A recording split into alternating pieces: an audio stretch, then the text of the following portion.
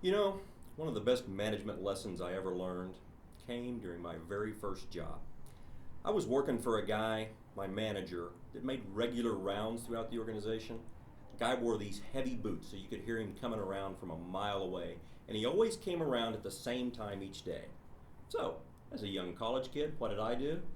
I could time my naps so I knew that I could be asleep, but I could hear him coming, and I knew when he was coming, and that predictability allowed me to get away with a lot of stuff.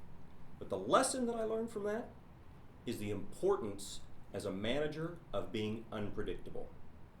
One technique I like to use to make sure I'm unpredictable is a thing I call bungee cord management. Now, the basic premise here, you bounce in, change direction of a team or an individual, bounce right back out. This thing can manifest itself in many ways. You can do what I call just the simple bounce. Say you're talking with an employee by the water cooler. Hey Bob, what are you working on? He tells you, gosh, I'm really working on Project X.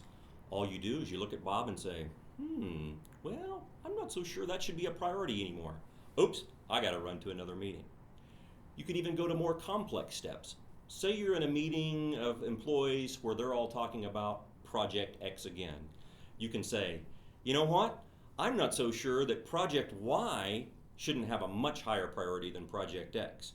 Then, once you get everybody talking about Project Y, then you say something like, more I think about it, Project Z really has a lot of potential as well. We need to look at that. When they talk about that, then you can always say something like, of course, that Project X, that was a pretty good idea as well. The important thing, keep them guessing. Avoid consistency of any kind. Follow these rules, I guarantee you'll have them jumping and always on their toes, which is exactly what you want as a manager.